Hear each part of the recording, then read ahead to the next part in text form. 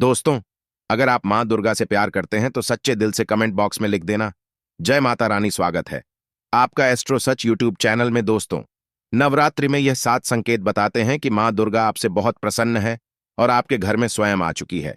यह 7 संकेत आप भी अपने घर में जरूर चेक करना। नवरात्रि के पूरे 9 दिन देवी माँ को प्रसन्न करने का सबसे अच्छा समय माना जाता है। इस समय की गई आराधना और पूजा पाठ का फल बहुत ही जल्दी प्राप्त होता है। नवरात्रि में मां दुर्गा चैतन्य होती है, इसलिए इन दिनों में की गई सच भक्ति का परिणाम माता दुर्गा हमें तुरंत दिखा देती है।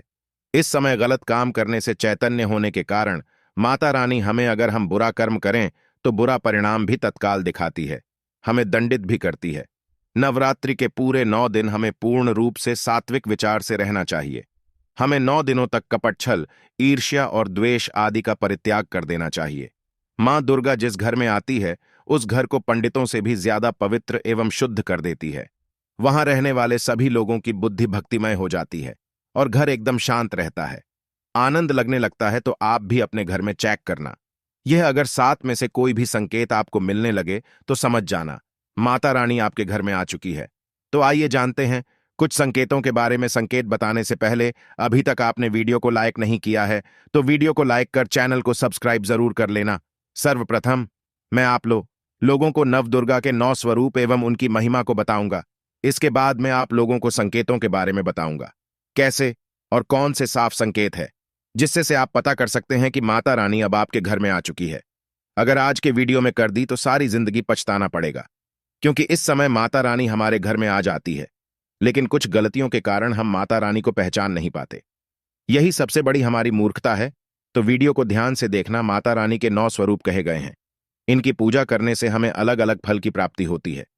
यह जानकारी सबसे पहले जानते हैं, क्योंकि आप में से अधिकतर लोग वीडियो को देख रहे हैं वह नव दुर्गा माता की पूजा करते हैं, लेकिन उनके जो 9 स्वरूप है उनकी पूजा करने से कौन से फल की प्राप्ति होती है उनके बारे में उन्हें पता नहीं होता।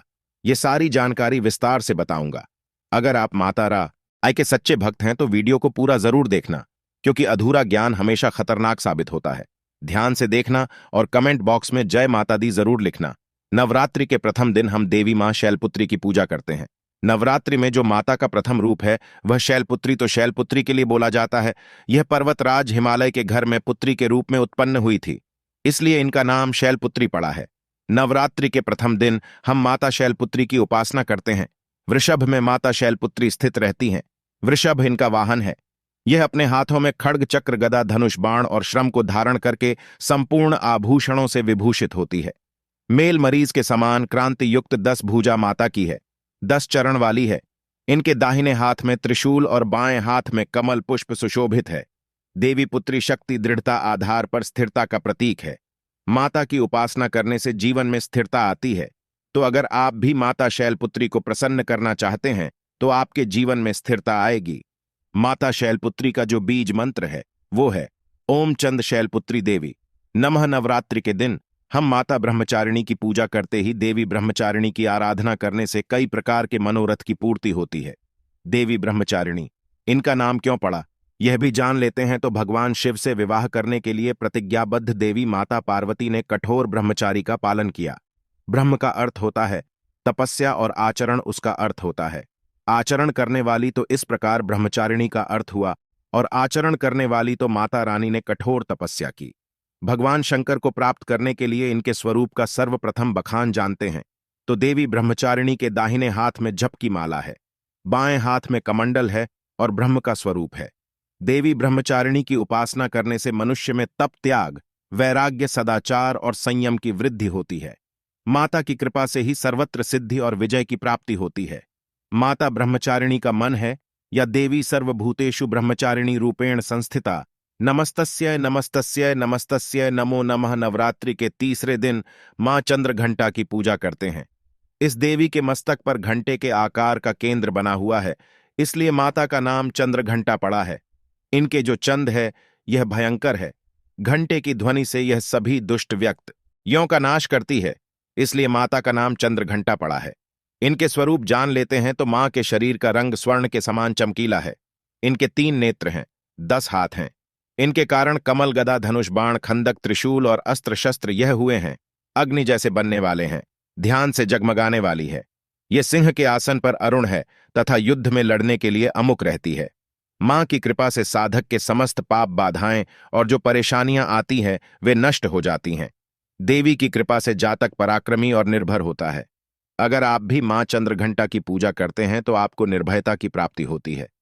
देवी मां चंद्रघंटा का मूल मंत्र है। चंद्रघंटा देवी नमो नमः। नवरात्रि के चौथे दिन मां कूष्मांडा की पूजा करते हैं। आप कूष्मांडा क्यों पड़ा है? नाम से भी सुन लीजिए, यह माता कूष्मांडा है, क्योंकि माता ने ही सृष्टि का नियम किया है, इसलिए माता का नाम कूष्मांडा पड़ा है। माता रानी की 8 भुजाएं हैं और यह 8 भुजाएं कई प्रकार की है। यह 8 प्रकार की सिद्धि को अपने हाथों में प्रदान करने वाली कही गई है। इनका वाहन सिंह है और कूष्मांडा माता की आराधना करने से जातक के समस्त रोग और शोक जो होते हैं मिट जाते हैं। माता हमें आयोग, यश और बल तथा आरोग्य प्रदान करती है। माता का मूल मंत्र है कूष्मांडा शर्मिंदा न माह। नवरात्रि के पंचम दिवस माता स्कंद माता की पूजा करते हैं। शैलपुत्री ब्रह्मचारिणी बनकर तपस्या करने के बाद भगवान शिव से विवाह किया। तदंतर स्कंद उनके पुत्र बने, अर्थात कार्तिकेय जो हैं उनके पुत्र बने, इसलिए माता स्कंद माता कहलाई। स्कंद भगवान को अपनी गोद में हमेशा बैठे हुए माता रहती है, इसलिए इनका नाम माता पड़ा है। और इन माता की उपासना करने से समस्त इच्छा की पूर्ति होती है और परम शांति की परम सुख का अनुभव होता है। इनकी पूजा करने से, आराधना करने से सभी प्रकार की वस्तु की प्राप्ति होती है, ऐश्वर्य मिलता है। अगर आप मां की पूजा करते हैं तो ऐश्वर्य की प्राप्ति होती है, सभी प्रकार की सिद्धियों की प्राप्ति होती है। आइए जानते हैं माता का मूल बीज मंत्र ओम देवी स्कंद माता नरमा। यह माता का मूल बीज मंत्र है दोस्तों।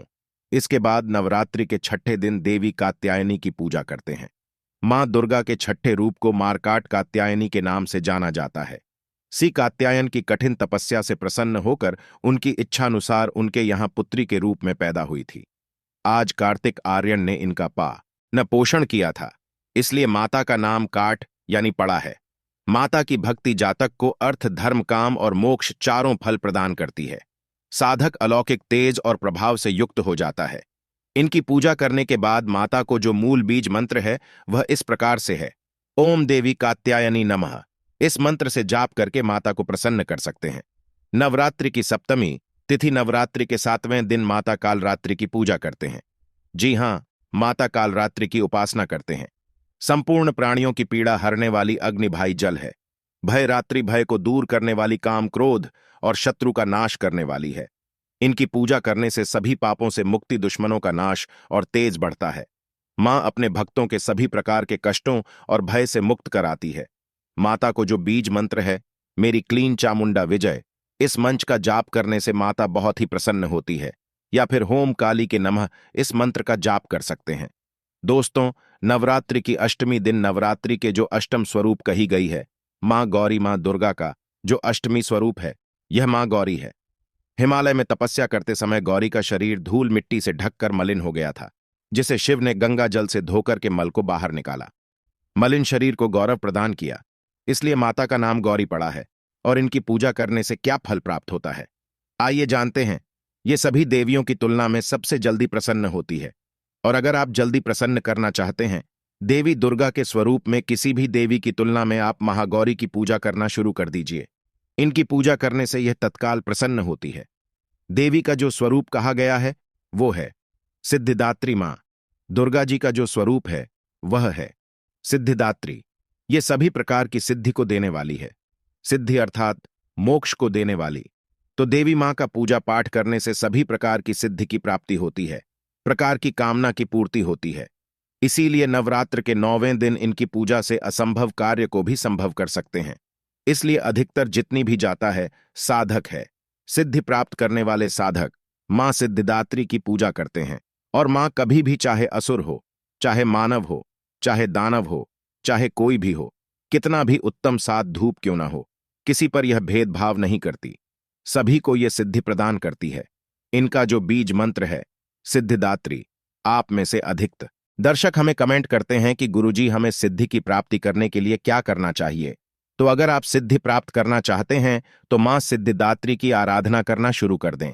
और जो बीज मंत्र बताया है इस बीज मंत्र का जितना ज्यादा हो सके जाप करें। इस बीज मंत्र का जाप करने से आपको 8 प्रकार की सिद्धियों और 9 प्रकार के निधि की प्राप्ति होती है। आइए अब इस वीडियो में जानते हैं। नवरात्रि में यह साफ संकेत बताते हैं माँ दुर्गा आपसे बहुत प्रसन्न है और आपके घर में आ चुकी हैं। पहला संकेत है बार बार गौमाता का आना। जिस घर में माँ दुर्गा रहती है उस घर में उनकी कामधेनु उनकी सेवा के लिए, उनके दर्शन के लिए बार बार घर के द्वार पर बिल्कुल ही आती है और यह घर के इर्द गिर्द घूमती रहती है। वहां से 9 दिनों तक नहीं भागती तो समझ जाना माता रानी आपके घर में आ चुकी है। दूसरा संकेत मधुमक्खी का घर में आना देखिए। मधुमक्खी को मां दुर्गा का भ्रमण का स्वरूप कहा गया है। जिस घर में नवरात्रि में मधुमक्खी आती है तो समझ जाना उस घर में माता रानी आ चुकी है, क्योंकि जो मधुमक्खी है यह मां दुर्गा का ही स्वरूप कही गई है और यह अपने पूर्ण स्वरूप के दर्शन के लिए अर्थात 9 दुर्गा के दर्शन के लिए सेबिका बंद करके आती है, तो समझ जाना आपके घर में मां दुर्गा आ चुकी है। तीसरा संकेत ज्योति का तेल गति में जलना।